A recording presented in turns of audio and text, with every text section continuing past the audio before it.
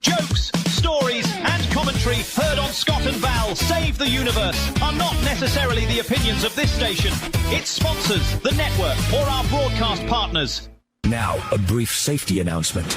Do not consume hot beverages during the first 15 minutes. The show has been linked to several incidents involving coffee being sprayed on keyboards, clothing, and through noses. If laughter lasts the full 2 hours, congratulations! You've earned honorary Twitch status! So tighten your seatbelts, lower your expectations, and you better go find the Roku remote.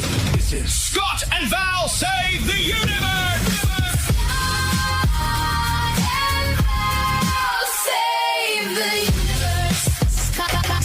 Scott and Val Save the Universe. Well, good morning. Guess what? It's Scott and Val Save the Universe. It's a radio show you should watch. All right. We're broadcasting. Yay. Yeah, just in case you didn't catch that the first time. Or second. Or third. What's up on the show today, Scott? Oh, so much, Val. Of course, we're live on your radio in Tweela, Washington, 102.7 FM, KCHW. Online, live video, on your Roku TV, too, via the Kick app or the YouTube app. If you go to either one of those on your TV and you search at Rogue Frequency Network, all one word, you will find us on your big screen. Today, you can also find us video on Facebook, YouTube, Twitch, under KCHW or Rogue Frequency Network. Segments today from our cast of silly men. Ken Owens. That's right. Panic time is back, baby. I know Ron's going to love that. He's been having Ken withdrawals. So. Oh, really? Yeah. He's missing the panic time, huh? He's missing the panic time. He's having his Ken withdrawal. So looking forward to that today. Also, Alan Milani, Joel Wilzinski, and Nigel, our AI sportscaster. He's going to be covering the world's oddest sports like usual. And today, Val, oh my, it's competitive ear pulling. What? Yes, people. I heard of pulling somebody's leg, but really their ear? This started in Mongolia. Also, the Inuits have a history of doing this, and they will do it till they need stitches. And sounds like so much fun. Odd News is going to be a little different today. I'm calling. So we always do the reenactments and the funny clips, and today it's called "What Could Have Happened." Okay. It's going to be fun. Also, finally, if you wish to comment, please visit us at facebook.com/Rogue Frequency Network. That's all one word, as we are not talented enough to watch 6 platforms for you to post on. And that goes for our KCHW friends, too. We try to pop over there, but we don't always see them. So if you come over to our Facebook page and post there, we really appreciate it. Of course, all the replays and a live feed on KCHW's Facebook page as well, if you already have that saved. Now, Val, I have today, I should say, cosmic conditions. Ooh, okay. All right. These are measured by instruments that me and Val do not own. Don't know how to read or anything. Yes. Much like a politician today, the planet of Mercury will be pleading the fifth. The moon, yes, the moon just getting over its eclipse is present. Venus is seeing other planets right now. Oh. Yeah. She's fickle. Yeah. Your luck index for today is 3 out of 10, and that is seasonally adjusted.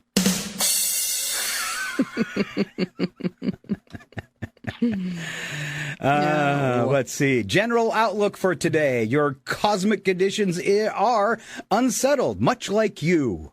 Thank you. Are you feeling unsettled, Val?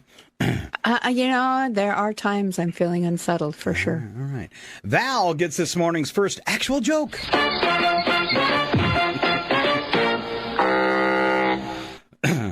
All right. An old man was driving with his wife sitting next to him. He reached the corner and the light was red, but he didn't even slow down. His wife looked at him. At the next corner, the light was also red, and he kept going. After that, his wife became angry. She turned to him and screamed, "Do you realize you just drove through 2 red lights?" Her husband looked over and said to her, "I'm driving?"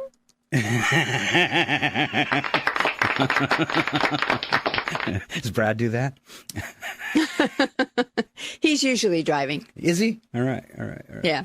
All right, Val, I've got your horoscope for you today. I was feeling very cosmic, so I just kept that kind of going. I looked at yours. Okay. All right, for Aries. All right. It says, avoid arguing with toasters this week. You might think you can win, but you'll get burned.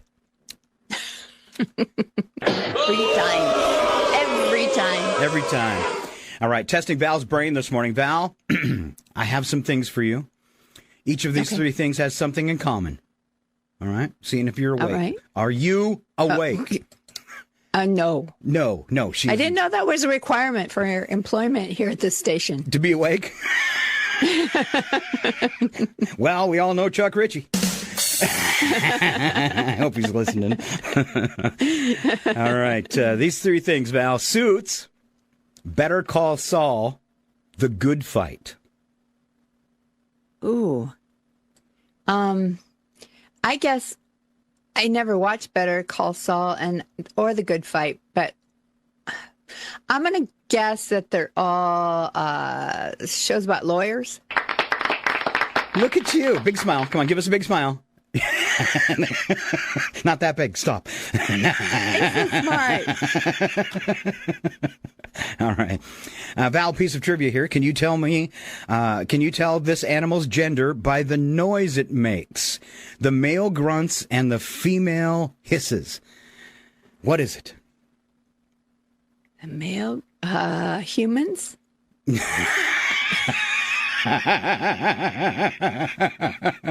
Well, sometimes.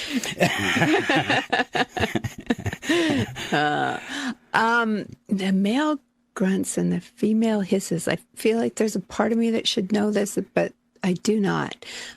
They have four legs. Okay. All right. There's your hint. Let's see. They have something to hide in. They have something to hide in. So a turtle. Yes, a turtle. Yeah.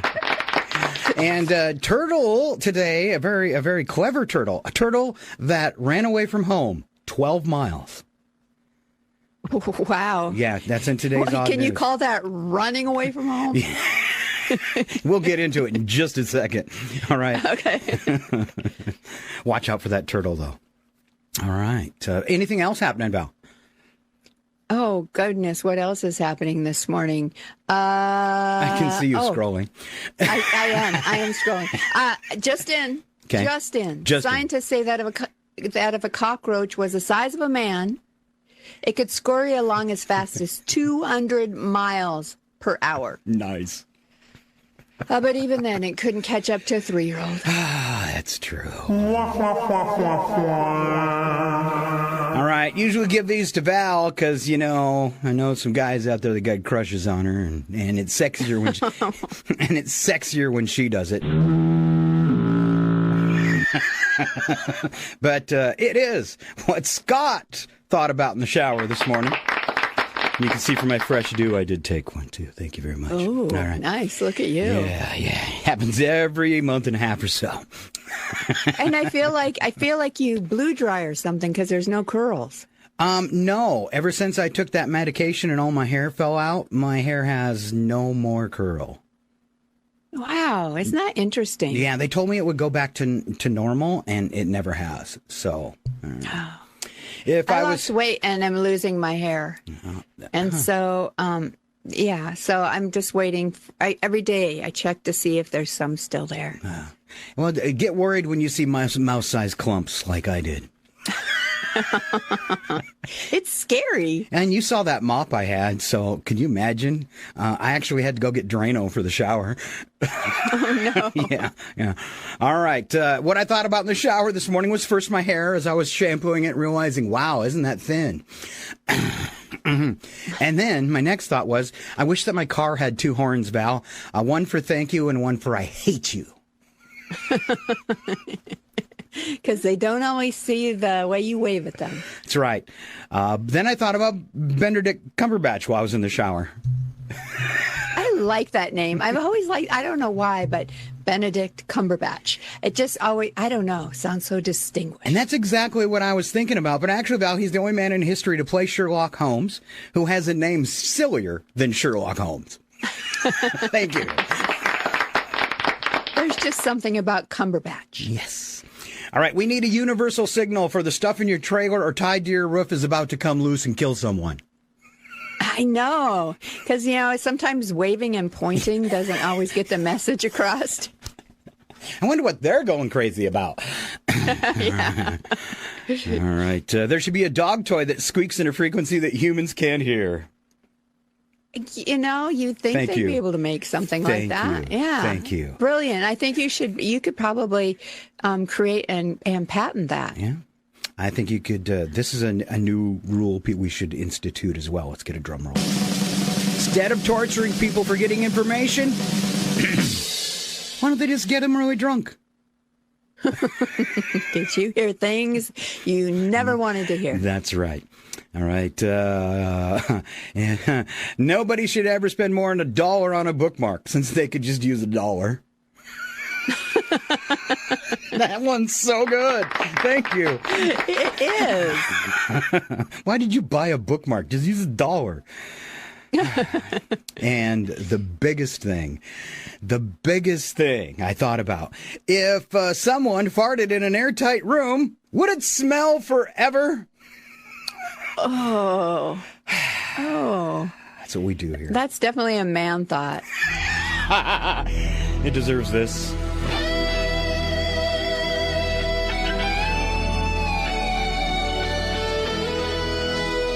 Scott and Val save the universe!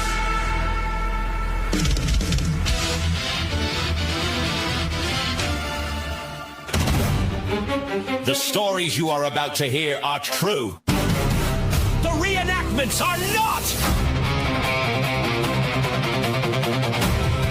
Ladies and gentlemen, it's time for Odd News on the radio show you should watch with Scott and Val. Oh, yeah, and we are set to knock it out of the park today, Val. We have some crazy, crazy stories. And I don't know if you heard about this first one, but it's crazy and fun. So go ahead, Val. All right. The internet briefly decided that the August 12th total solar eclipse was going to do more than block the sun. A viral claim warned that Earth would lose its gravity for 7 seconds during the eclipse.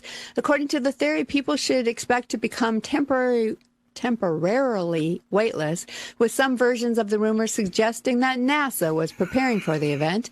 The eclipse came and went. Gravity, apparently unaware of the internet's schedule, continued working normally. Scientists have repeatedly explained that a solar eclipse doesn't switch gravity off. The moon's gravitational pull certainly doesn't disappear during an eclipse, and neither does Earth's. So congratulations to gravity. It once again managed to do its job without a government bailout. And for anyone who spent the day waiting to just float away, technically you were already being held down by a force you couldn't see, which is apparently enough to start a conspiracy theory. It is.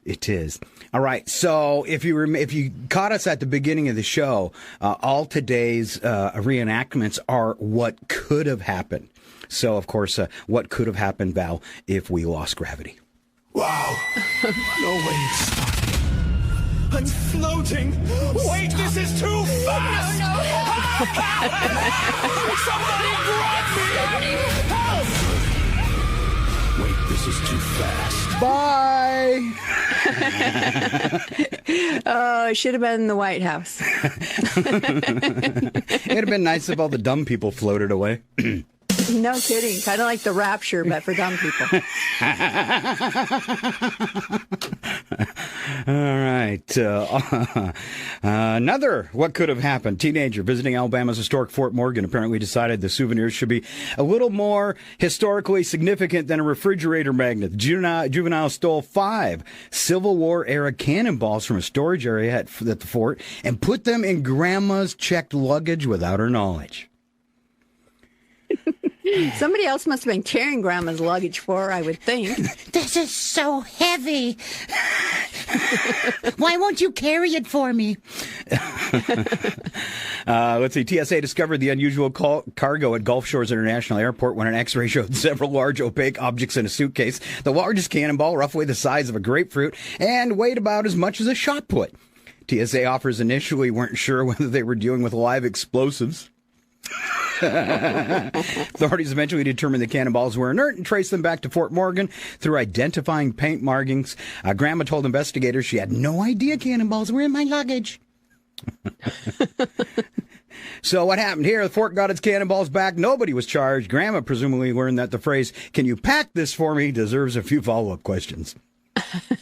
And if it could have been worse. This is what could have happened to Grandma. Grab her!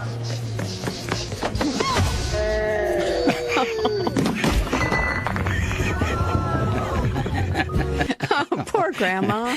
And I don't know if you noticed, but that's the same old lady that got tackled by the football player last week. So keep watching Odd News, because every week she's going to get tackled in a different way. Remember, this is a show you should watch. That's right. That's right. All right, back to Val. Oh, right. A 97-year-old woman is breaking her own wing walking record. Did you know there was a wing walking record? I did. 97-year-old Betty Bromage of England has broken her own Guinness World Book record as the world's oldest female wing walker. Bromage climbed onto the wing of an aircraft and took part in a flight on August 4th, completing the stunt for the 6th time. She first took up wing walking at the age of 87. The flight required her to remain airborne for at least 5 minutes, including takeoff and landing, and she even participated in a loop-de-loop. Easy for you to The stunt say. raised money. Yeah, the stunt raised money for Chatham General Hospital, where Bromage was treated after suffering a stroke last year. She did this after suffering a stroke? And she's My 97. gosh. Oh, at 97, she has apparently decided that retirement activities should include things like knitting, gardening, and hanging onto the wing of an airplane several thousand feet above the ground. Wow. Most people her age are happy when they wake up each morning. Betty Bromage apparently got her wings early. Oh, that sounds kind of ominous, Val. It does. All right. I'm sorry. We got to go full screen for this one. There she is, ladies and gentlemen! And there she goes. Oh, what could have happened? That's bad. And for those of you on the radio, she clutched her chest. And fell off a wing. Yeah. There she is, ladies and gentlemen! And there she goes. I like how she disappears I also into the noticed clouds. I also noticed how there was nobody flying the plane. You're not supposed to notice that. It's AI. AI, you forgot one little detail. Yeah, one little. You know, and those credits are expensive. You can't remix just because there's no pilot. Have you seen mine and Val's mini movie? You know, people could always donate to the cause if they want to see, something that looks a little more professional. Yeah. Well, I mean, if you want to mail us credits, or buy us some in a gift card, several sites do that. We'll take them. All right. Maybe our videos would get better. Maybe. No guarantees. All right. And we do have a couple videos come up, one Val made and one I made. So stick around. All right. Off to Salzburg, Austria, where a recently installed 320 small golden-colored statues of Wolfgang Amadeus Mozart as part of the celebration of the composer's 270th birthday. All right. Then somebody started stealing them. Not one. No. Not two. 210. All right. These statues, about the size of a Barbie, and depict Mozart alongside his dog. Within a couple of weeks, roughly 2/3 of the entire installation had disappeared. The artist believes the thefts were organized rather than random souvenir collecting, and replacing them isn't going to go particularly well. Manufacturer is currently on vacation, so there aren't enough replacements available to even fix the exhibit. The remaining Mozarts have now been spread further apart to make them harder to steal. It's a remarkable security problem. Salzburg has managed to lose an entire orchestra without anyone having to carry a piano. Okay, this one's going to change a little bit, Val. Oh, I left us on screen. Well, that'll work. Sorry. So I think I probably know what happened. So who do you know that loves tacky gold things? I'm surprised the whole White House isn't gold already. It almost is. Let's take a look. These are the best dolls.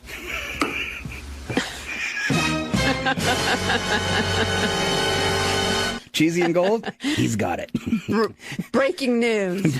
Breaking news. I should have put like a news header around that so you could say like, yeah. But These are the best dolls. Yeah, I know.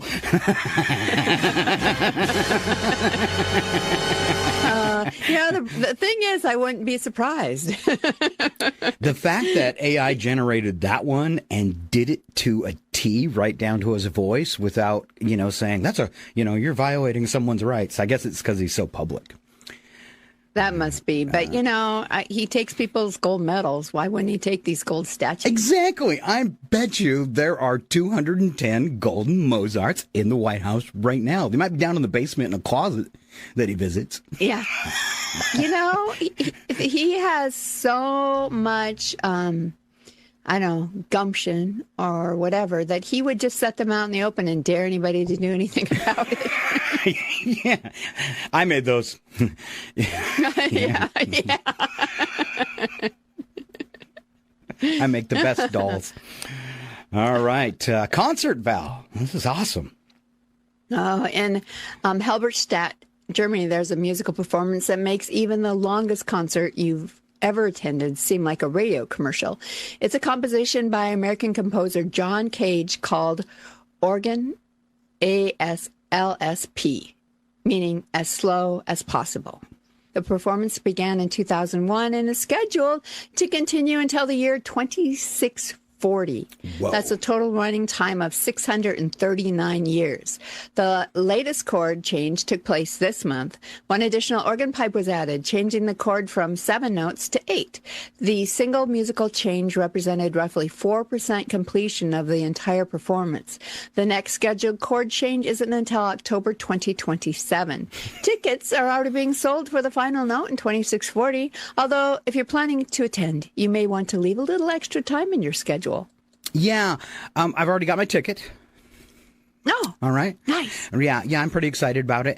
And you might miss me for a while because this is probably what's going to happen. I am checking out until 2640. Losers.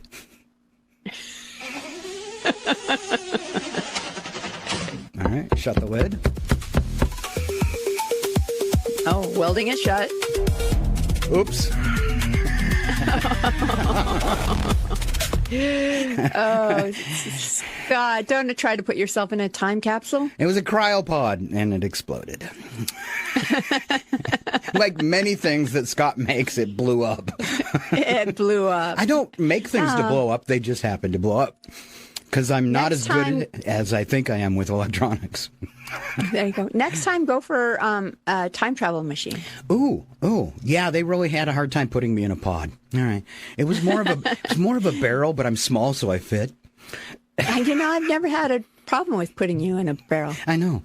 All right. Here we go. It's time for our 3. She's telling the truth. It's time for our 3-fer of odd news animals. All right, this is our big animal roundup, and I'll kick it off. Last Tuesday morning, 2 very independent goats decided they were completely done with farm life. They escaped their pasture and trotted right down to the local transit station. When a commuter bus pulled up and opened its doors, the 2 hooved passengers walked right on.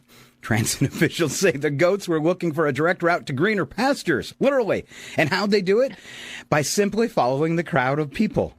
Driver was shocked, but the goats were perfectly well behaved, though they did try to eat a few paper transfers. The pair was safely rounded up by animal control before the bus could pull away. Talk about a bad commute. Police say they won't face charges, which is good because they definitely couldn't pay the fine. Authorities later confirmed the goats didn't have valid tickets, but on the bright side, passengers said it was the most polite and least smelly morning rush hour they ever had. I am assuming they didn't use the transit bus as a toilet. No.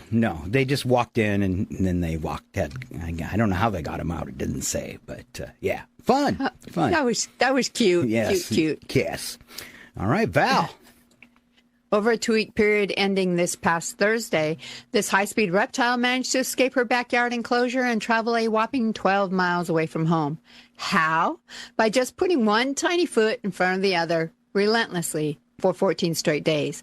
Her worried family searched everywhere, only for a local hiker to spot her chugging along a state park trail, looking like she was training for an ultra marathon. Shelley is now back home safe, sound, and presumably taking a very long nap.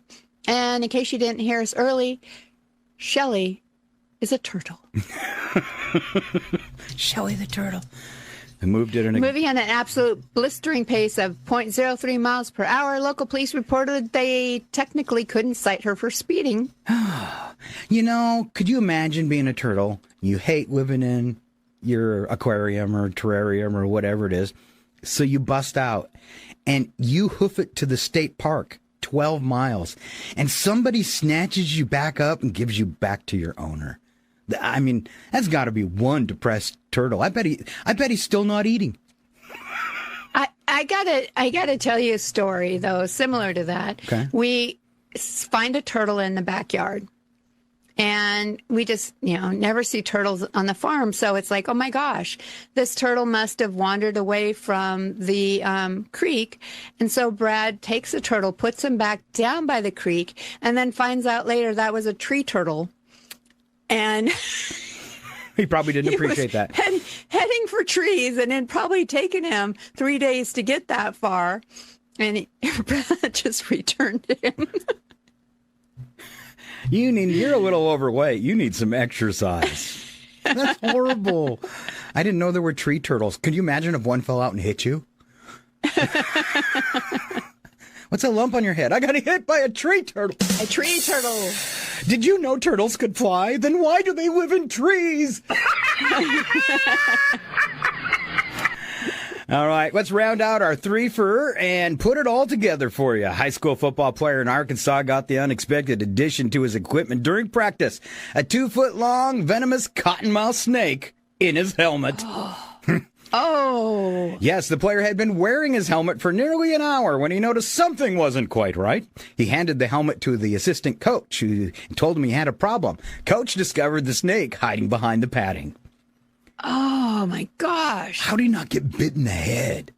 All right, yeah. Animal control was called, and removing the snake wasn't as simple as dumping it out. Cottonmouth was so deeply wedged into the helmet that officials submerged the helmet in water until the snake got a little loose, and then they used tongs to get it out. Snake eventually released into a wooded area.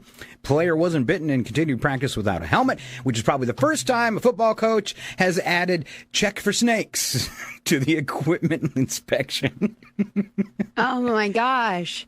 And that's Is that scary. just like one big helmet or one small snake? Oh, they didn't say the size, but I'm guessing it was probably a smaller one. But when it comes to the venomous snakes, the smaller ones are even worse, aren't they?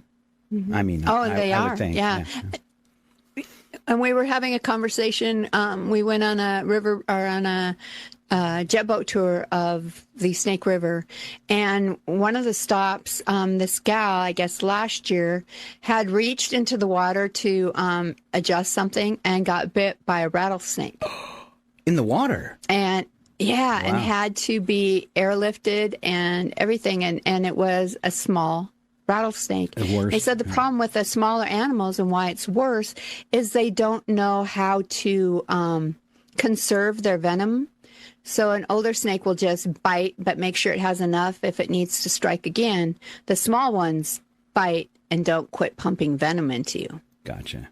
And so, but anyway, a little trivia there for you this morning, along with the wood turtle, which you didn't know existed. That's right. Tree turtle. It's supposed to be wood turtle, but tree sounded better. Okay. All right. So we had 3 songs, no clips. I put it all together in a great animal song. And here we go. A montage. A montage. I thought I was free.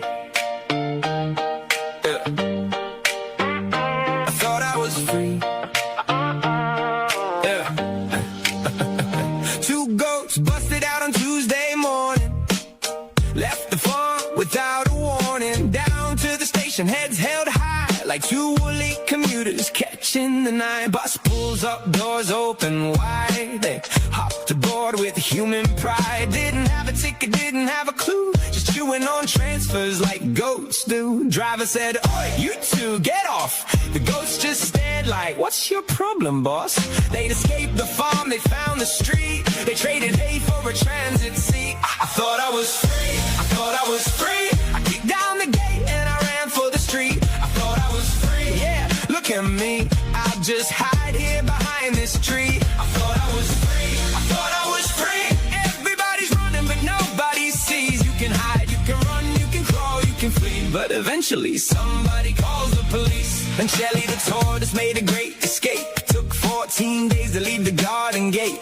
14 days and 12 miles gone. That girl's been planning this escape her whole life long. 0.03 miles an hour. She's got no horses, but she's got willpower. Police couldn't charge her, couldn't call it speed. But they said, "Miss Shelley, you're loitering indeed." I thought I was free, I thought I was free. 12 miles of freedom and 3 miles a week. You can hide, you can run, you can crawl, you can flee. But eventually somebody's coming for me. Then down in Arkansas on a football field, one player found something, his helmet concealed. 2 feet of cottonmouth, venomous and mean, and taking up residence somewhere unseen. The kid wore the helmet for nearly an hour. Snake sitting inside like it on the tower. Tongues came out, snake came free, and the player went back to his snake-free destiny.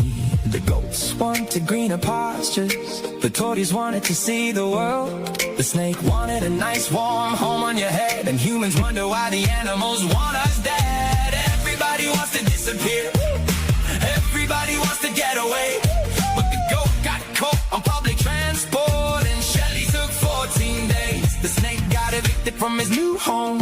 The goats got sent back to the farm, and Shelley finally made it home again, probably thinking, bugger, I was almost gone. I thought I was free, I thought I was free. I ran from the farm and they still found me. I thought I was free, just let me be. Stop putting your paws on my liberty. I thought I was free, I thought I was free. There's a snake in my hat and a goat on the butt. Shelley's doing 12 miles and she's making a fuss. Why are all the animals running from us? I thought I was free. I thought I was free. But you're gonna get high. Eventually. What's up, boy? You got snakes in your head. Yeah. Thought so.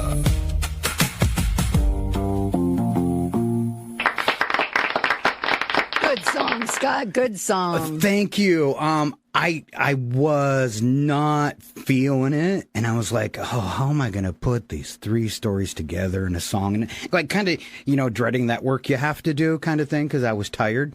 And when it was all done and I sent it to the AI and it came out, and I went, whoa, that is lyrical genius. Thank you. Thank you. Pat yourself on the back, Scott. And the same thing as last week. So last week, we did one, and one of the songs was "Love Is Cold," and I loved it so much I wrote a song around that. And now I like this. I thought it was free, so there might be something new next week too. So, all right, But that is our odd news for another Tuesday. All right, hang with us. Get ready. Wait for it. It's panic time. Calm down. It's not the end of days. And now, your panic time host, Ken. You kids, get out of my yard. Owens. Hey, you kids, get out of my yard, Owens. And there we go. Welcome back. It is the return of Ken Owens. And I lost him. Here we go. No, I'm here. All right. Oh, we got you. We got you. It was me. Don't panic. It was a Scott problem. It's Scott problem. Well, hey, maybe you can fix that in the 7 seconds we don't have gravity. Okay. And then we can really get to the gravity of the situation. Gravity of the situation. Isn't that how it goes? Yes. Hey, I got to say, I listened to the show since the beginning, and then I jot down these little notes, and, I'm thinking, okay, so you get a book, and you're thinking, well, a bookmark, why don't books come with built-in bookmarks? Either you fold them out, and then you can fold them in on all the different pages, or they're really nice collectible ones that you can tear out, and, you put it in the book so it matches the cover. I think they're missing a whole marketing strategy here. They kind of do that already. They do? Yeah, some books come with little tassels that you can throw in between the pages. It's funny. The books I read, I don't think they come with that. They come with parts lists, maybe, or That's called a manual. Pictures? That's called a manual. Or Mad Magazine. I've never seen a Mad Magazine come with a thing. So, and then so you're up in the space station. There's only like 3 of you, and you're working. All of a sudden, you're like, Frank, was that you? Oh, no, it wasn't me. I didn't fart in space. No, I mean, it was Bob. Bob's like, what are you guys talking about again? And then he's like, oh, my God. Do they have to put up with that for like 5 days? I don't know. I have no idea. Does it go into the recyculator and come back out a second time? Oh, wouldn't that be bad? And then, if someone's microwave, do they get to microwave like fish and stuff up there? Stuff that you're like, oh my God, what is that? Oh, that's my fish. Oh, no, don't ever do that again, Bob. And so, Christmas is coming, I want to see the new video, Grandma Got Tackled by the Reindeer. Grandma tackled by a reindeer. There's your idea, Scott. And a song. Yes. How have you guys been?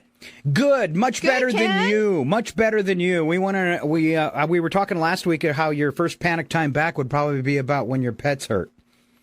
I've had some pet issues. They're still ongoing. It's one of those little things in life. But, today, no. Today we're not talking about pets. Oh, well, we kind of are talking about pets. We're talking about warranties. Ooh. Warranties. Oh, look at warranties. Everyone's offering you a warranty. You go buy your car, you get a warranty. Well, do you want the extended warranty? Well, warranties are to cover things that break. Insurance is for things that can happen. So, you get the extended warranty, and then you feel horrible, like, oh, I don't think I should have gotten that. I mean, nothing broke on my car. Well, and then, you buy a cell phone, and you're like, would you like the screen protection on that? You're thinking, oh, I should probably get the screen protection. Well, we can also offer you on top of that, scratch resistance. We got phone loss. We got this. And you're like, well, now it's costing as much as I paid for the phone, but then I won't have to buy it again. Oh, then you've got your appliance warranties. Well, sometimes they're not bad. I think if you buy a new refrigerator these days, you might want to get the extended warranty because they always seem to go out. You get a 3-year warranty, and you're thinking, should I get the 5? And you're like, nah, 3 years, 2 days, your refrigerator's going out. Then you're like, I should have bought the warranty. But, some of these warranties, like your automotive warranties, yes, well, Car Protect, yes, we'll cover everything on your car, your transmission, this, that. You're going, oh, okay. But then they promise you everything. And then when you have something that goes wrong, and they're like, oh, you didn't get an oil change at exactly 8,000 miles. You waited till 8,112 miles. We don't cover you now. You're like, well, where does it say that? In the fine print. That's like 700 pages long. I mean, warranties should come with a lawyer, right? So you're like, I'm about to say, no, don't sign that yet. Did you read paragraph 5, section 64? Yes. It excludes exactly what they promised you. So remember, warranties are great. Right. But then the fine print is what's going to get you. So you got to be really careful out there, when you're getting your cell phone, your washer, your dryer, your house, hey, well, your house can get a warranty. Yes, your air conditioning can go out. We're going to cover that. Doorbell doesn't work? Sure, we're going to send a technician right out. Yeah, sure they are. They're going to find a reason not to do that. But anyway, there are some warranties that you have to have, you should have, and then there's others just never have. And, you got to read the fine print. Just take a second, look at the contract, Ask the questions. Well, you can ask the questions. They're still going to tell you, oh, this is a great deal, because they're all salesmen. But as I said, not all warranties are bad, but a lot of them. Read the fine print, because you don't need them. Anyway, this is Ken with Panic Time, and just remember, warranties, they're everywhere. But sometimes they're not for everybody, but sometimes they are. Anyway, this is Ken with Panic Time, and, if you don't like this show, it's covered by my warranty. Oh, good one. Cashback warranty. All right, Val, I want you to answer this question in front of Ken after today's Panic Time. Val recently had the nightmare with the refrigerator, right? Yes. Yeah. Well, it was nightmares surrounding the refrigerator. Yes. So you got a new fridge. Did you get a warranty? We got the warranty on the new fridge. Okay. All right. Just checking, because the one warranty that is paid off over and over was we got the protection on our phones when we got them. First time we've ever gotten the protection. We've had the phones a year. Brad has broke the screen protector 4 times. He has actually had to have his phone replaced once already. And so that was probably the best money that we've spent. On a warranty. On a warranty. Because usually you never collect on a warranty. Yeah, I mean, 99.9% of the time, you'll never touch that warranty. Right, Ken? Well, yeah, exactly. And I think, like Val said, phones, so many things can happen to them. And, sometimes they're only like $10 a month or something. And then you're finding out, it's a $1,200 phone. I should have gotten that warranty. But then, if you're thinking, hey, I just bought this garbage disposal, and they're like, do you want the extended warranty? And you're like, well, let's see, I paid $142 for this garbage disposal. And the extended warranty is $60. What are the odds your garbage disposal's not going to go out in 3 years? Probably not. So should you pass on that warranty?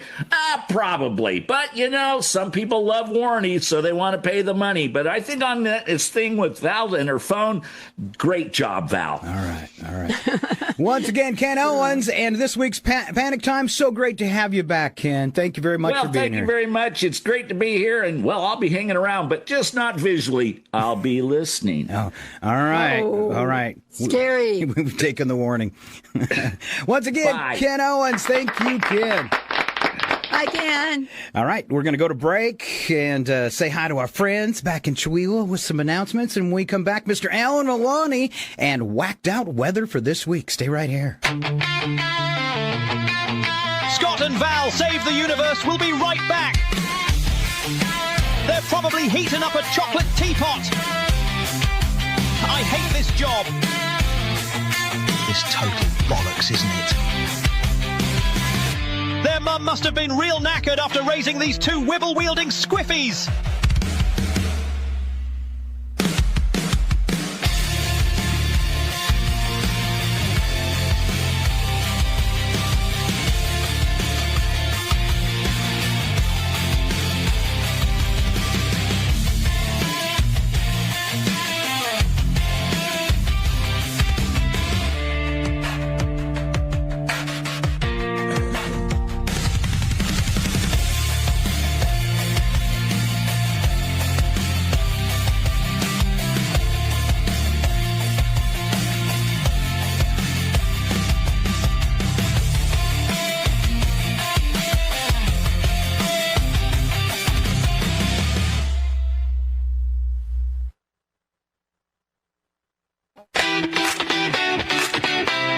And we're back, yes, somehow still on the air, for part 2 of the Scott and Val Save the Universe show. The only program brave enough to tackle cosmic chaos, armed with opinions, questionable logic, and absolutely no official clearance. If the universe is saved today, it'll be by accident. Strap in, lower your expectations. Let's carry on.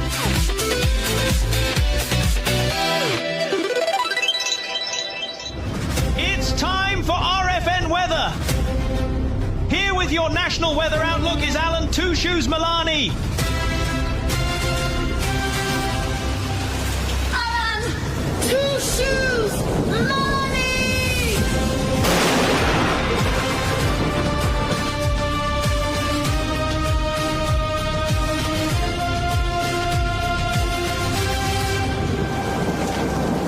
Oh, yeah, the only podcast that brings you the thunder, known as Mr. Al and Milani.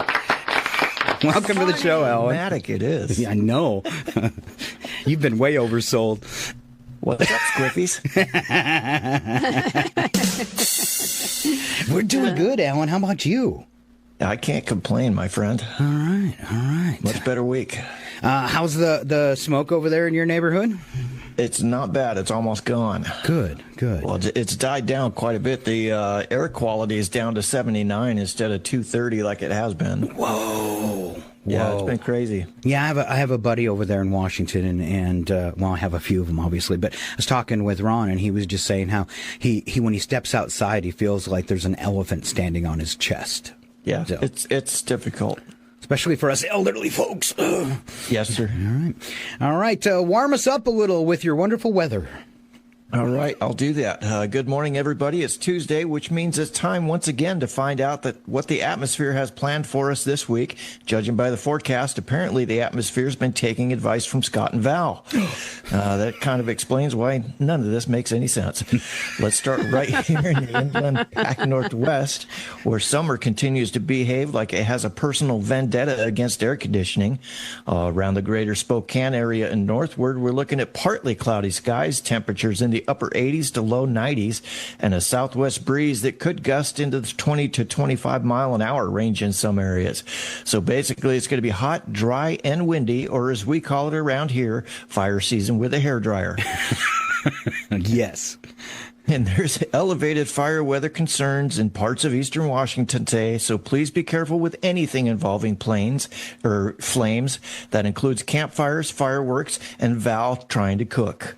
Scott, on the other hand, probably doesn't need fire because he can generate enough heat just by staring at the thermostat after someone changes it.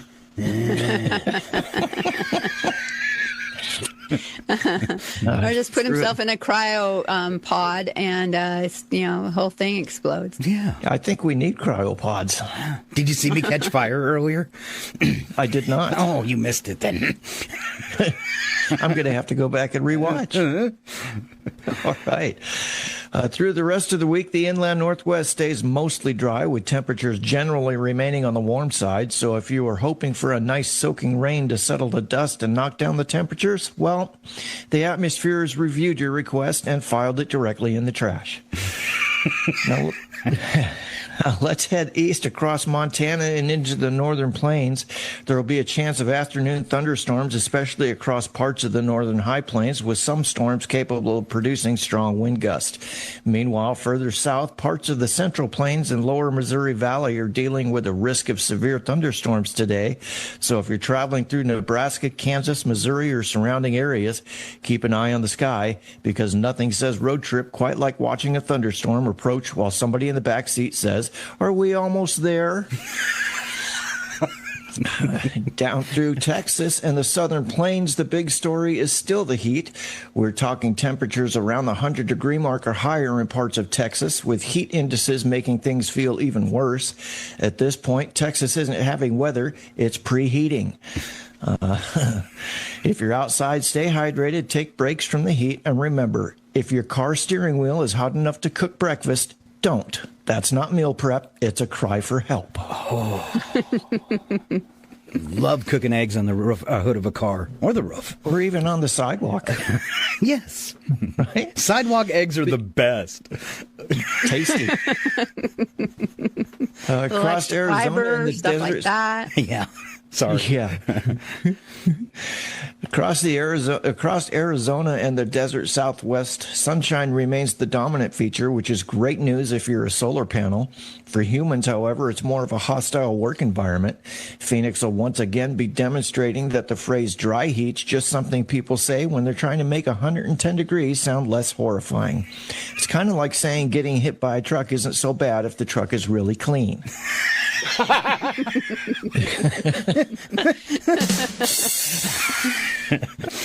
Wow. Into Colorado Into Colorado and the central Rockies, we're looking at a mix of heat and afternoon thunderstorm chances. The mountains will still get the usual summer routine: sunshine, clouds, thunderstorms. The one guy standing outside saying, "I think it'll miss us." That's usually when the sky says, "Oh, you think so?" Challenge accepted. Yeah. Hold my beer. Across the Midwest, temperatures will be more manageable in some areas, but thunderstorms will be the big story, particularly around the Central Plains and into the lower Missouri Valley. So you've got heat, humidity, thunderstorms, and rapidly changing conditions. Basically, the Midwest is once again offering its traditional summer package. Would you like weather with your weather? And if you don't like today's forecast, just wait 15 minutes. It'll have changed, which is also how Scott chooses a restaurant. Ooh.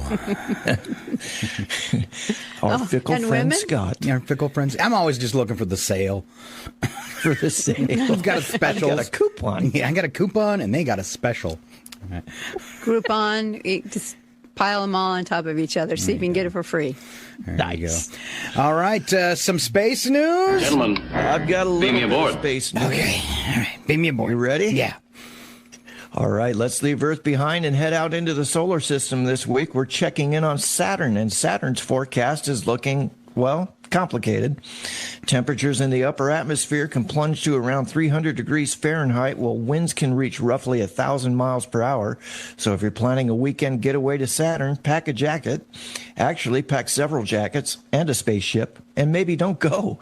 Saturn's famous rings may look beautiful from a distance, but they're made primarily of ice and rock particles. So if you're thinking about taking a scenic drive through the rings, don't. That's not a scenic highway. That's a cosmic sandblaster. And finally, Saturn has a little something Earth doesn't, a day that's only about 10.5 hours long, which means if you don't like your workday, just move to Saturn and you'll still have it, but it'll be over sooner. Wow. So their day's only 10 hours. That's like a huge planet. It must spin really fast.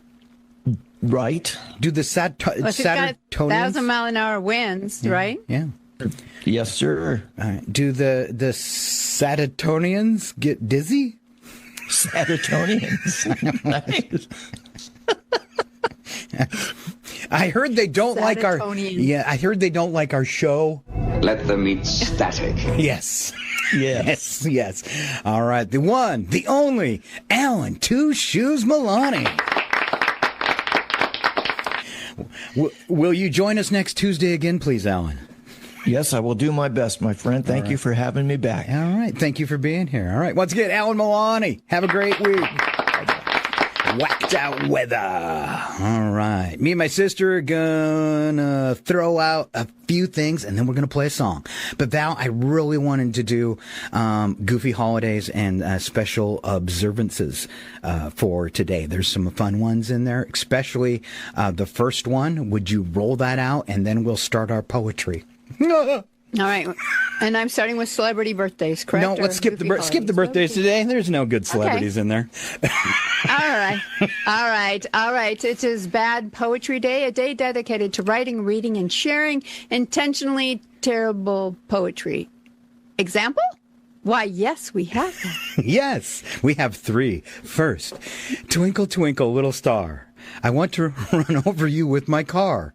Throw you off a bridge so high, I hope you break your neck and die. Oh, that's horrible. terrible. It is terrible.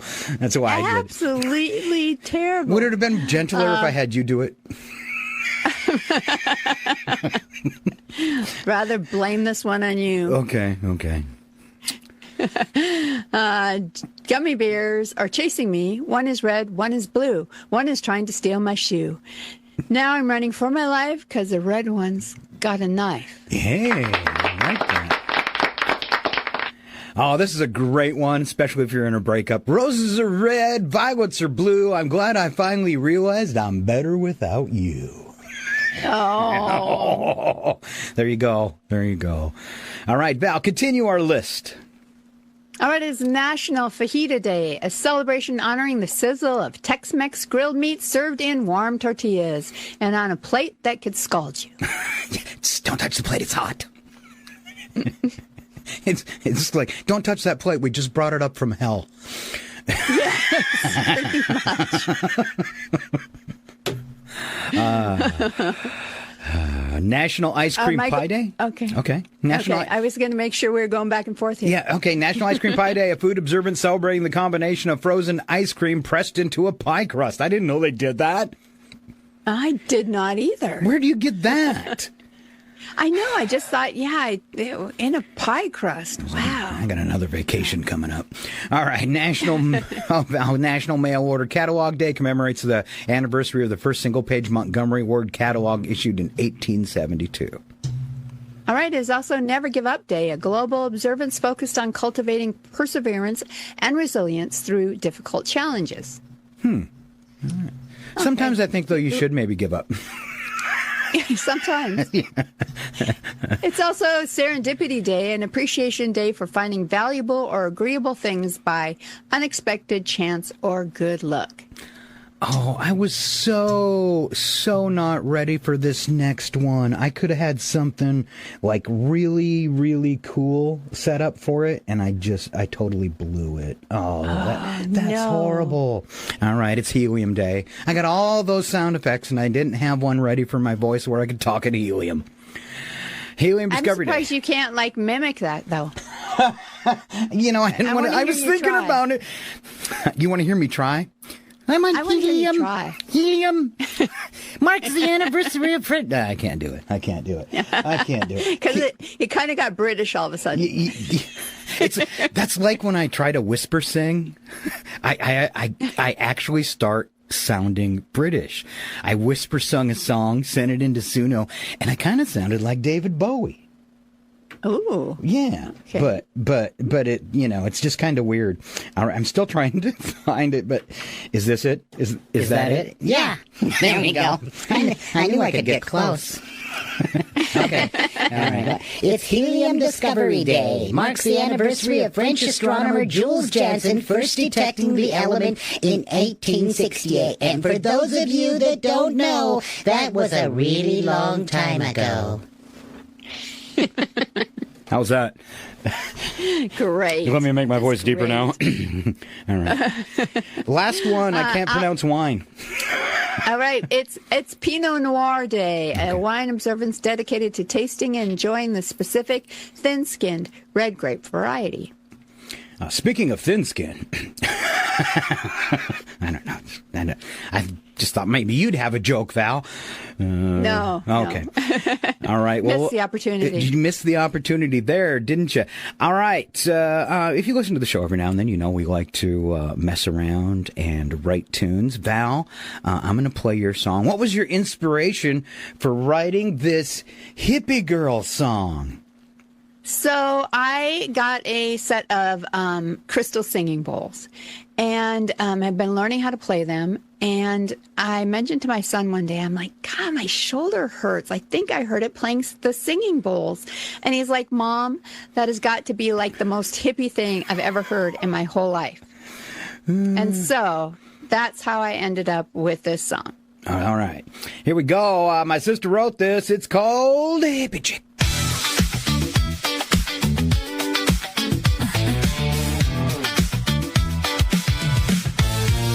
I read tarot cards and say namaste. Give me streams and mountains, that's my kind of day. Hug a tree or two as I'm making my way. Kick off my shoes and dance in the rain. Yeah, I'm just an old hippie chick. I'm just an old hippie chick.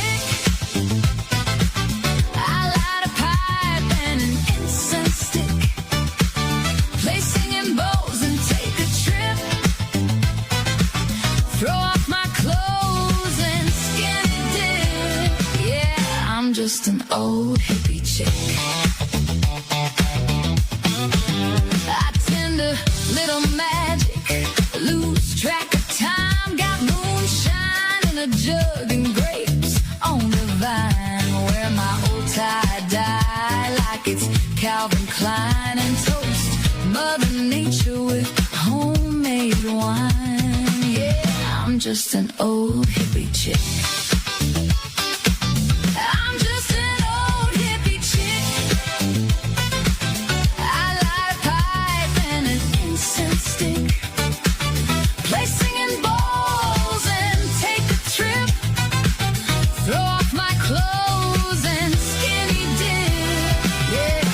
just an old hippie chick. It's a little dirty.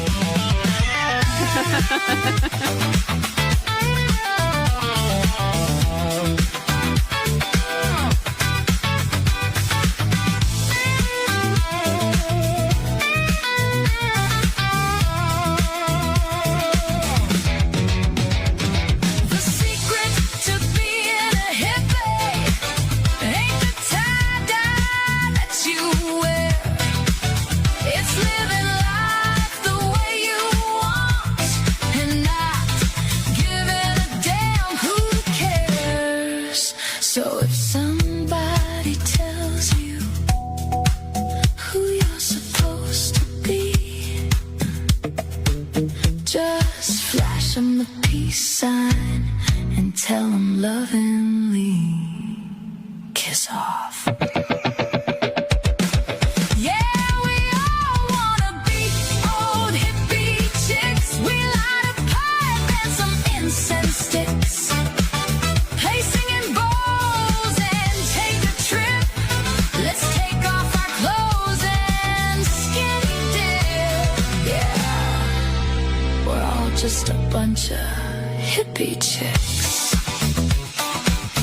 just spreading a little peace and love and keeping it groovy, baby.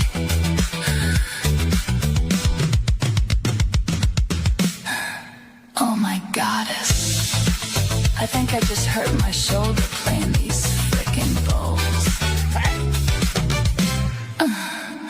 I guess I'm truly putting the old in old hippie chick.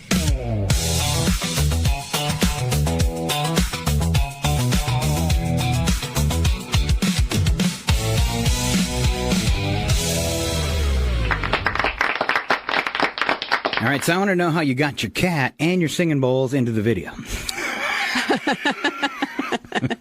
So somebody made the comment, it's like, oh my gosh, the cat throughout the whole video is pretty funny. Very, and very cool. If you were watching, I don't know if you caught it. It's like that last thing, it says as I'm walking away on the sign, it says, I'm busy saving the universe, or what? Yes. I don't know exactly how it says. It's like, leave me alone. I'm off to save the universe or something. Yeah, it had one of your word or phrases that used in the song on the sign, and then below it says, "We're saving the busy saving the universe." That's pretty cool. Yeah, yeah. And you said that you didn't prompt that in your video prompts. That you've used the AI so many times, it generated that sign by itself about saving the universe. Yeah, it stuck it in all by itself, and it stuck in like my the name of my persona or my website or my Facebook page and all of that for my music is Magic and Moonshine, and it stuck that in multiple different places. In fact, at one point I'm like, take out a couple references to Magic and Moonshine because there was so many. So it's weird. It's writing with marketing too, and that it knows, because you probably use the same ones a lot. It knows you so well that it actually put stuff that you've used before in there. Yeah, very cool. Yeah, in a way. So I don't know if that's in a way if it's creepy or cool. So it's definitely. It's presumptive, which is strange.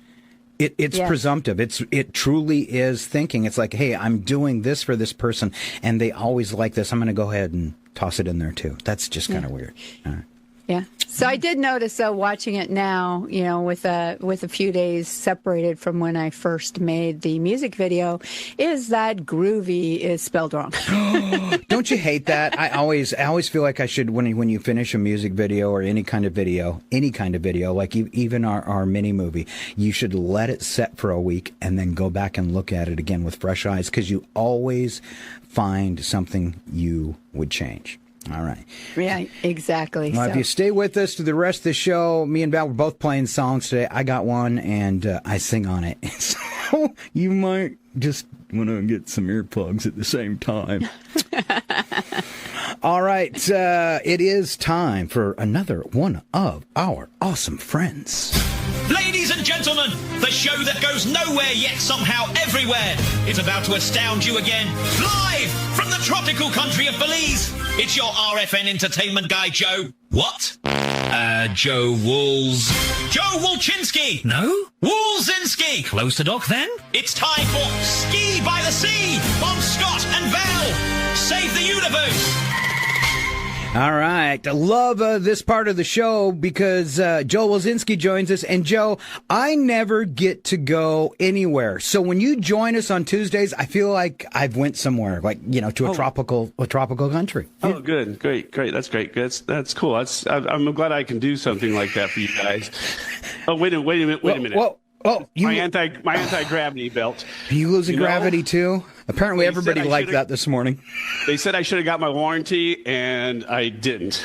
I just so I'm going to have to deal with this. You guys are going to have to go with the up and down and stuff. I'm sorry. Anyway, you buy something from Temu, you get Temu gravity. So today I'm going to talk about remakes and reimaging. Okay. Okay. In the film and that.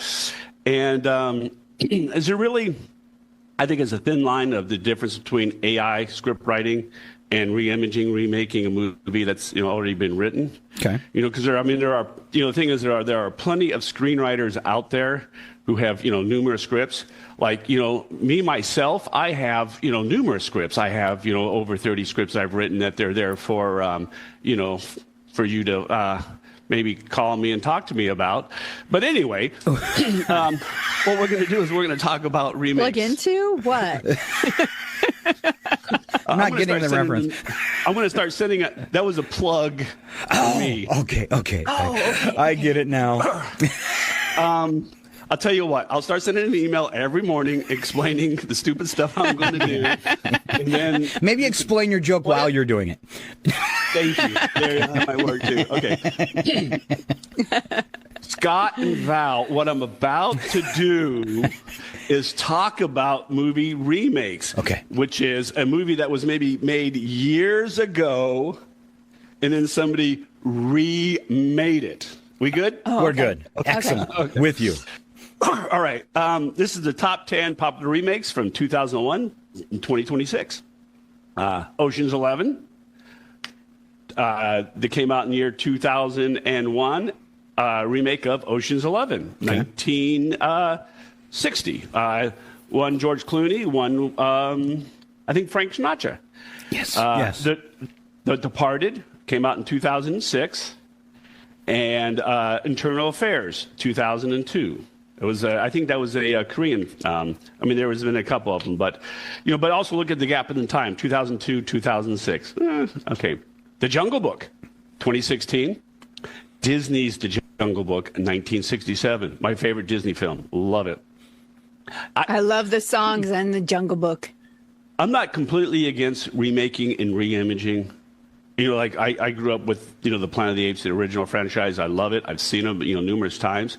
And I really, really like the new reimaging, remaking. But sometimes it just gets a little, I don't know, carried away. Like, what are we going to see 30 years from now? A remake of the remake? Okay. King Kong, 2005. Peter Jackson. I enjoyed that. King Kong, 1933. I remember watching that. Not 1933, but, at least in the 60s. True Grit, one of my favorite John Wayne movies. 2010. I enjoyed that one. True Grit, 1969. This is my favorites. Dawn of the Dead, 2004, which I did enjoy. I love zombies. Enjoy zombies. Remake of Dawn of the Dead, 1978. And I do understand sometimes, special effects and things are, a little bit different. So, like with the Planet of the Apes, great job with the costumes. They won, Academy Award for the makeup and that. But, you look at the new ones and you're like, just wow. The Ring, 2002. The Ring, 1998. I've never seen the original. Number 8 is Casino Royale. Came out in 2006. James Bond. Casino Royale, 1967. If I remember right, the 1967 one, I think was Peter Sellers, was more of a comedy. And Casino Royale was more of the James Bond. Serious one. Yeah. Number 9, Beauty and the Beast, 2017. And then Disney's Beauty and the Beast, 1991. And then the last one of the top 10, A Star is Born, 2018. A Star is Born. And this is kind of what I was talking about, like 30 years from now, what are we going to be watching? And I think a lot of this has to do with these kids that, you know, they grew up in, say, you know, the 80s and watched this movie and said, I can do that. And they're doing it instead of being original. Anyway, like I said, it's a thin line with remakes and re-imaging with me. A Star is Born, 2018. A Star is Born, 1937, 1954, and 1976. That is enough. Yeah. As I scroll down, is there any that you can think of remakes, re-imaging that you enjoyed that didn't bother you? Totally, you missed one. Was 1972's King Kong. I think it was Faye Dunaway. I could be wrong on that. 1970. King Kong. It was like King Kong Night Escapes, but it was something else. What? No, there was a King Kong in between the first one and Peter Jackson's. Yeah. Yeah, there's been a lot of Kong versus Mega Kong and things like that. Yeah. But actually, following the original, the 1972 or 76, whatever it was a remake of the 30s classic. Well, that was with Charlene Theron. Yes, I think. I know. Yeah. I know which one you're talking about, though. No, you don't. Yeah, I think I do. Let me see. Now, here's some future remakes, reimaging. Okay. Highlander. Okay. I like the original. That's based off of Highlander 1986. New film starring Henry Cavill. The Thomas Crown Affair. Wow. Based off the Thomas Crown Affair in 1968, which I'm pretty sure starred Steve McQueen, who was just awesome. Michael B. Jordan starring, directing. Tangled, based off of the 2010 version. It's a Disney live-action adaptation, in which they haven't been going too well, have they? Their live actions? No. I don't think so. Yeah. No. The Running Man, which has been out, and I haven't seen yet. I really want to. I really like the book. And I did like the 1987 Arnold Schwarzenegger, but it was an Arnold Schwarzenegger piece. It wasn't The Running Man. Does that make sense? Yeah, the new one's closer to the book. You'll enjoy it. You'll enjoy it more. I didn't. Yeah, Oh, yeah. I mean, I did like, I did like the one with Schwarzenegger because, from my understanding, this one hasn't done too well at in the theaters. Masters of the Universe, based off of the 1987 Masters of the Universe, and of course the TV series. I don't think it went too well. Number 6, The Naked Gun franchise. Liam Nielsen, whatever his name is. Leslie Nielsen. Yeah. No, Liam. The new guy. Liam Neeson. Yeah, Liam Neeson. Yeah, Leslie. Oh, I never noticed it. Wow, that's reimaging of the name too. Anyway, I haven't seen that one. I probably won't because the originals they're so great. They're just classic. This one is kind of The Crow, based off The Crow 1994, where Brandon Lee died tragically in an accident when they were filming it. They had a projectile in the fake gun or whatever they were using, and it actually shot him. The Legend of Zelda, Nintendo game franchise, which it's not a remake or a reimaging of a movie, but and I think they've been talking about that one. Now this one would be interesting. I'm sure Scott remembers this one. Val, you're probably too young. The Jetsons. They're not doing a Jetsons movie, are they? The Jetsons, the 1962 cartoon. Right? Feature film. Meet George Jetson. There, yeah. Reimaging in Hollywood. Nice. And The Fly, the 1986 Fly, which if you remember the 1958 Fly with Vincent Price was really good. And then the 1986 one had Jeff Goldblum, which was good, but do we need one in no 2026? Seems lazy. Yeah. Okay. So now, what movie would you like to see remade? Avengers Endgame. Okay. That was a joke. That was a joke. Sorry. Okay. Oh, side note. I just on that King Kong movie. Jeff Bridges. That's 1976. Jeff Bridges, Charles Grodin, and Jessica Lange. Jessica Lange. It is a very good version of King Kong. No, it is. So. Yeah. That's the blonde one. That's where he takes her clothes off. I don't know why. I just remember that scene. and then he because she's wet, and then he blows her dry. Oh yeah. Yes. Yes, he is. Sounds worse than it is. Yeah. So here's an opinion. Gen Xers, Gen Zs, whatever you want to call them, they're going to get used to 2-3 minute movies.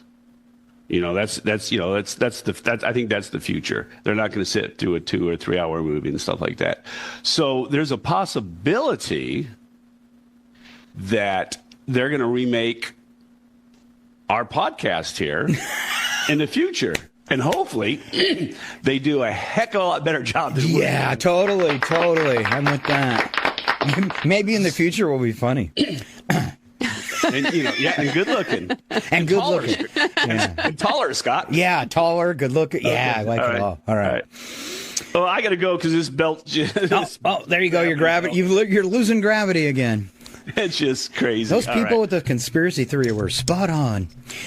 They weren't they? Yeah.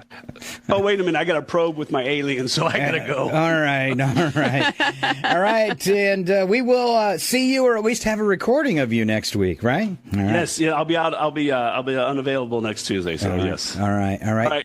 Once again, live from Belize, Joel Wilzinski. Thank you, Joe. Bye-bye. Bye, Joe. All right. We keep plugging along this morning, feeling like a good show. You having fun, Val?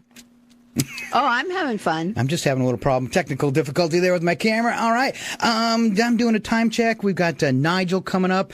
Also, we've got Humans Being Accidentally Awesome. Some feel-good news to wrap up the show. And we're going to roll out another song because me and Val just decided we were both playing songs today. This is one I wrote about 6 months ago. And I've been playing around with auto-tune and learning how to sing. I have to piece stuff together. But I did use my own voice on this one, so do not make fun of me. Val? I would never, because I haven't been brave enough to use my own voice on one of them yet. So no way I'm making fun of you. It's tough. I don't have a voice for singing. But I like to, everybody does. I think everybody likes to sing, at least when they're alone. But I have got, and not a good singer, but I'm a real good editor. And I'm really good with all the equipment. So I will sing a phrase at a time. And then I string it all together. And then I auto-tune the heck out of it. So that's how I got this song. This one I wrote. I've been working on a three heartbreak EP, 3-song heartbreak EP, and this is one of them. And this song, even though it doesn't say the word alcoholism, this song came out of me through experiences dealing with someone who had alcoholism, and I'm going to share it today for some reason.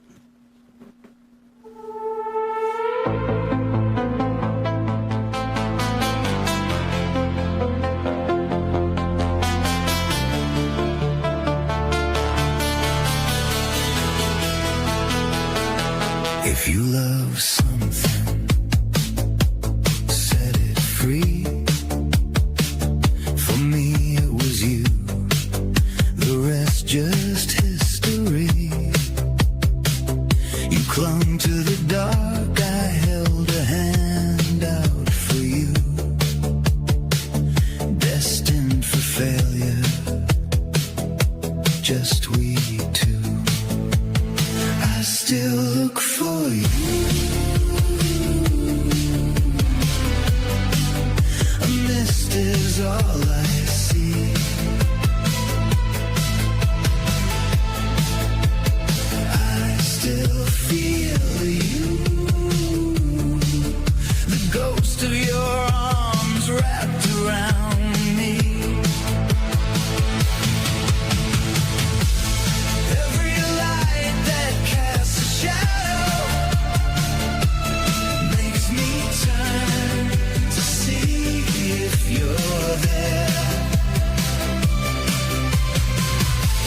every lonely heart that cries in the night screams love isn't fair. You let the dark know your name. I feel your fear, but I'm not to blame. I peek through the veil of a life that could have been. If the truth will set me free, I can never do this again. I still look for you. A mist is all I see. I still feel you. The ghost of your arms wrapped around me. Every light that casts a shadow makes me turn to see if you're there. Every lonely heart that cries in the night screams love isn't fair. If you love something, set it free. That was too high a price for me. I kept the scars and you got your wings. Now when I dream, I can finally hear you sing.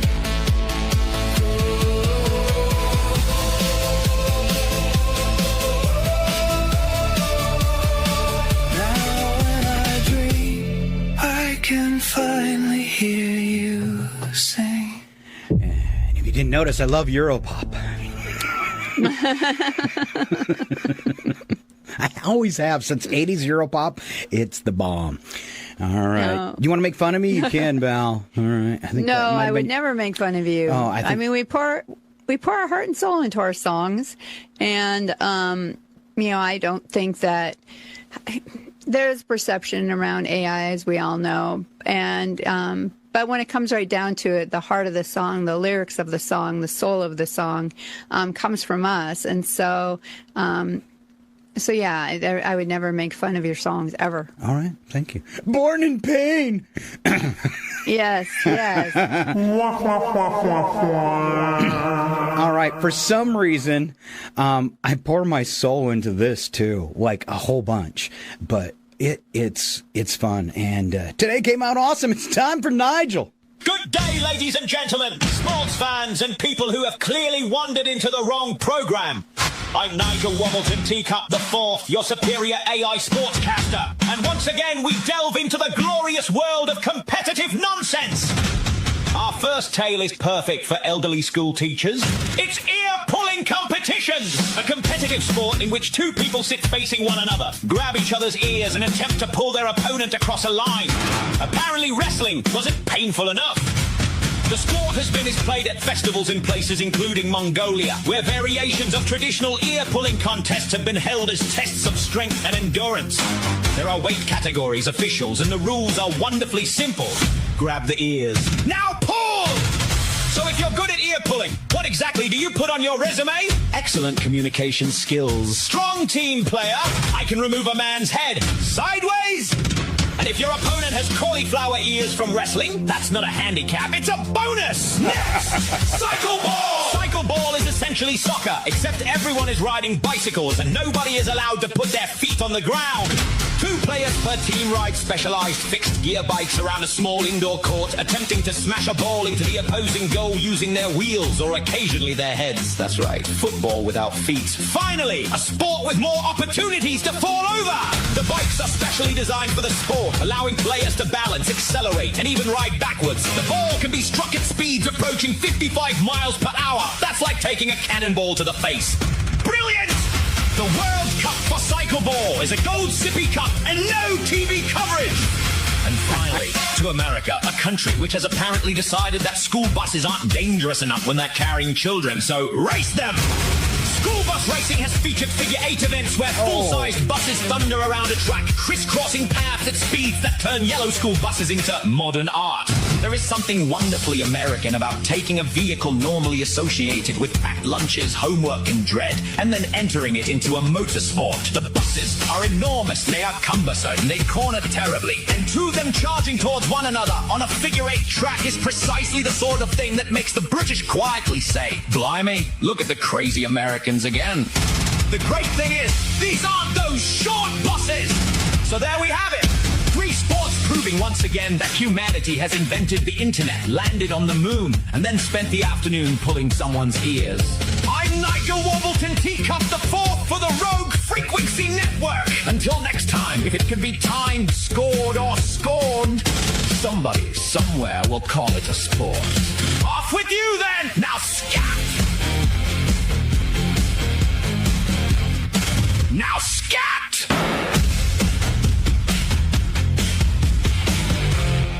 There you go. That's Odd Sports for a Tuesday. All right. That's school bus racing. I want to see that. If you didn't get to see the video, you're just listening on the radio. Nigel will be posted by this evening, and that's some crazy sport.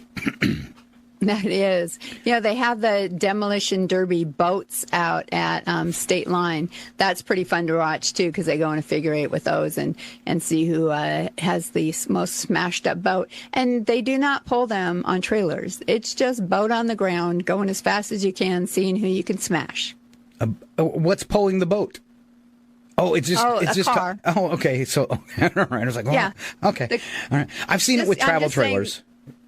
Oh, okay. Yeah. Which is fun, too, watching all the travel trailers explode. And that one on that one clip, that guy purposely, he could have slowed down and let that bus get by, but he rammed him in the middle and flipped that bus over. That was crazy. Well, that's the whole goal. You hit him if you can. It's like demolition derby and figure 8 racing. That's exactly. Oh man, exactly. With a bus or a boat or a travel trailer, it's all fun to watch. Crazy dangerous, and all part of our humans being awesome. Stand by. It's time for this week's Humans Being Accidentally Awesome with Scott and Val.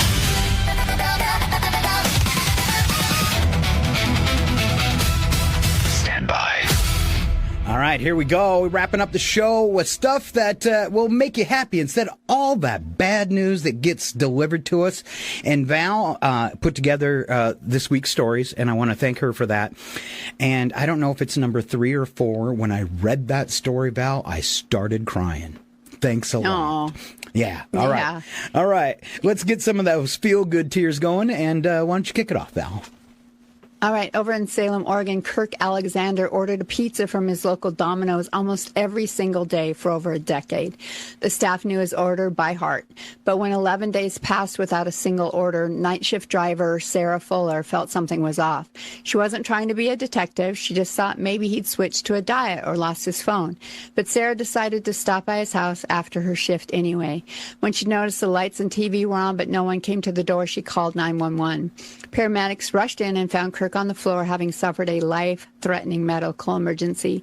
Thanks to a pizza driver who thought she was just double-checking a lost order, Kirk's life was saved. Just a routine customer tracker turned into a life-saving safety monitor. Wow. You never know, the connections you make in life and how simple they be and how much gravity they could actually hold. All right. Yes. Did I interrupt you? Okay, all right. Here's a woman in Windham, New Hampshire. She accidentally threw her wedding ring into the trash. She assumed it was gone forever. Garbage truck had already collected her neighborhood's bins. Desperate, she called the local public works department. Enter sanitation worker Dennis Baldy. Dennis didn't just express sympathy. He pulled over the entire 12-ton garbage truck, hauled it back to the transfer station, and unloaded 600 bags of compacted trash. For nearly 2 hours, Dennis and his crew hand-sifted through rotting food and household waste until Dennis spotted a familiar-looking trash bag from her street. He ripped it open and pulled out the ring. And when asked why he did it, Dennis shrugged and said, "It's just what you hope someone would do for you." I don't know. That's a lot of hope going into that one. It is. Yeah. So it started as a service call, ended up with a crew diving through 12 tons of trash for a priceless heirloom. There you go. Very nice. All right, this is story 3. When a college student in Atlanta was completely stumped on a high-level calculus assignment, she posted a frantic message on social media asking if anyone in her apartment complex knew math. Enter dynamic engineering student Jim. Jim saw the post, hopped in the elevator, and rode down to her floor to help. For 2 hours, he sat in the hallway outside her apartment door, patiently sketching out complex equations on a whiteboard until she understood every step. What Jim didn't know was that her roommate was secretly recording the entire impromptu tutoring session and posting it online. By the time Jim rode the elevator back up to his apartment, he had gone viral worldwide as the ultimate neighbor, all because he thought he was just helping out a neighbor with homework. The twist? He thought he was spending a quiet Tuesday evening helping a neighbor. He ended up inspiring millions online without even knowing he was being filmed. Wow. Apparently he was okay with it. All right, this is the one Val sent that made me tear up when I pre-read it. A flight attendant, Shannon Johnston, was working a long-haul flight when she met a young passenger traveling alone. Clearly terrified and overwhelmed, Shannon spent the entire multi-hour flight comforting her, sharing snacks, and keeping her company. But Shannon didn't stop when the plane landed. Learning the young passenger was in a vulnerable situation and headed into the foster care system, Shannon stayed in touch, helped coordinate support, and ultimately began the long process to become her legal foster parent. What started as a standard in-flight customer care ended up creating a whole new family. So a routine customer service interaction turned into a lifelong commitment to being a parent. All right. Shannon That's pretty Johnston. awesome. It is awesome. That is great. That's the one that made me tear. Did it again, too. That's beautiful, beautiful, beautiful. All right. You, Val, I'm glad it worked out because it's really, really long. So I have been, I'll give credit where credit is due. This came from Adam Kinzinger. Every Sunday he posts a feel-good story, and they are so good that I have been inspired to share them. So today we're going to a little church in North Carolina who decided to tackle healthcare in their own way, in their own community. About 200 people make up the congregation of Winston-Salem's Trinity Moravian Church of all different ideologies. Their pastor, Reverend John Jackman, calls it a purple congregation with liberals, conservatives, and everyone in between. There are many arguments the church knows better than to start.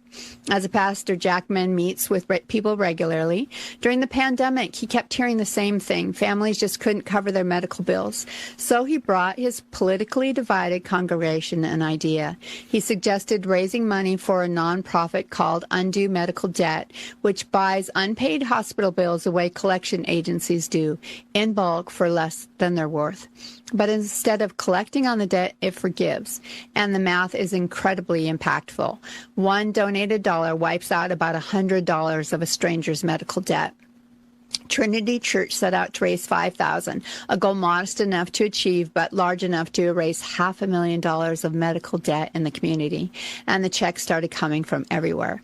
Paul Sluter spent his career collecting debts for a credit union, but he contributed because the system's out of whack.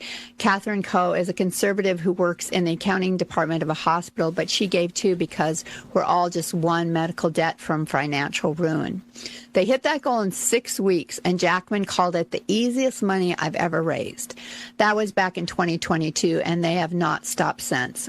And every fundraising campaign ends the same way. Once the letters go out and the debts are dead, the church prints a list of the forgiven and holds a service to burn it. The last campaign was this past February. Their 8th, a Christmas drive, had just turned $17,648 into more than $2.2 million of forgiven debt for 1,631 households in the county. Strangers, nearly all of them, but it didn't matter.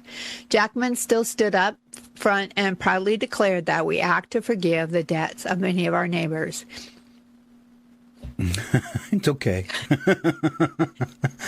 You want me to pick it up? Yes, please. All right. Strangers nearly all of them, but it didn't matter. Jackman stood up front and proudly declared that we act to forgive the debts of many of our neighbors as God has forgiven our debts. Nobody at Trinity thinks they've fixed American health care. $2 million is a drop in a $220 billion ocean, and they know it. But campaign after campaign, they managed to buy up all the medical debt for sale in their county. Jackman's philosophy is that a church cannot mend the whole world, only the corner where it stands. Still, Trinity's corner is expanding. At one point, they ran out of debt to buy entirely and took their checkbooks to other counties miles away. And now, more than 100 congregations around the country have launched debt projects of their own. State of North Carolina took the idea a step further, leveraging billions in Medicaid funding to get the state's hospitals to erase roughly $4 billion in medical debt for nearly 2 million people. This makes me feel like we're heading toward universal health care. I hope so. Well, stop paying your medical bills and then just buy them back for pennies on the dollar. At Trinity, 200 people. That works. Yeah. At Trinity, 200 people with widely different political views all reached for their checkbooks at the same time. And somewhere in North Carolina, a family that will never know their names opened an envelope and felt a little more peace. To these people, it isn't a political issue. It is a human one. And that whole statement that, people are just one medical bill away from ruin. It's true. I mean, that's pretty sad in our country when you can go bankrupt over a medical debt. I mean, you save your loved ones and then you pay for it forever. It just doesn't seem, something's out of whack when that's the way our country works. Yeah. So, yeah. Fall and shatter. When you've got countries all over the globe that make sure that their citizens are healthy without having to go in debt to do so, and we can't figure that out, something's wrong. Yeah. Falling down and shattering your elbow should not cost $250,000. Exactly. It should not. Yeah. All right. And Brad had his hip replaced and did it. He didn't stay overnight in the hospital. He got there at 5 a.m, left at 2 o'clock because he could, he was mobile enough. That was $88,000. Wow. And he didn't even spend a night in the hospital. He did not even spend a night in the hospital. Yeah. It's pretty crazy. Yeah. Anyway. All right. That's us saving the universe for another Tuesday. And Val crying through the show. That's all right. That's all right. We might have to stop doing the show if we're going to tear up every time. It's a good way to end, though. I think it's a good way to wrap things up. It is a good way to end. So thank you for being here today for Scott and Val Save the Universe. It was episode 28. If anyone missed part of the radio show, you should watch What Can They Do, My Beautiful Sister. All right. You can catch up on past shows, segment cutouts, and shorts on Instagram, Facebook, YouTube, and TikTok. If you want to see full live show replays on Facebook, Kick, and YouTube, and Twitch, you can do all that, and audio-only versions on all podcast networks. Wherever you visit, please subscribe or follow and say hi. Also, now that we have a bunch of shows, we're streaming content 24 hours a day at roguefrequencynetwork.com on Kick, YouTube, and Twitch, too. Nice. Thanks to my brother, the boys, and all of you for coming along for our show. And until next week, when we think about saving the universe again, I hope you'll come back and do it again. Yeah. Yay. Now, Val, you don't care if someone goes onto YouTube and steals one of your songs, do you? Not at all. Yeah. All right. I leave them remixable. So, yeah, you're welcome to do that. We use an excellent app for sharing each other's music and stuff and downloading it called Vidly. It's free. Vidtly. And with the Vidly app, you can go to YouTube and download any video. Now, in certain instances, you might be, if you don't want to share what you downloaded because you'd be violating someone's copyright. But me and Val, we don't care. And if you want to log on to our YouTube page and open that Vidly app, when you hear a song that you like, you can surely download it and keep it forever. And like I said, Vidly, Vidly, and it's a really smooth working app. And there you go. I've got a friend who's like, can you burn me a CD? I'm like, I can't even burn CDs anymore. What? Burn a CD? Yeah. Just go log on to YouTube and search at Rogue Frequency Network, at Rogue Frequency Network. You'll find our homepage and click on videos, and mine and Val's songs are there. Did you upload your new one to the... I have not. Now I'm all paranoid. I'm going to have to go fix Groovy. So you're going to fix it before you post? Okay. It's going to bother her. I'm going to fix it before it's going to bother me. And that you have a misspelled word in your video. I'm never going to be able to unsee it now, so I've got to. Huh. And on that note, I love you, sister, and we will talk to all of you next Tuesday, right? We definitely will be. All right. Sit back, everything will be okay. Two new heroes to face the day. Now throw all your fears away. And they're both in tights array. Scott and Val, here to save the universe. It's not a bad joke, or even a curse.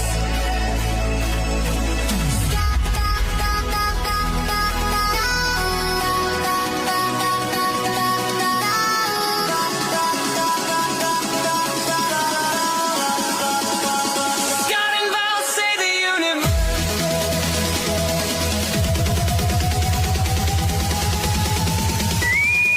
This ship will self-destruct in 20 seconds. This is your last chance to push the cancellation button. Engage. Don't forget, catch Scott and Val here every Tuesday morning at 7:20. I hate this job. Scott and Val save the universe.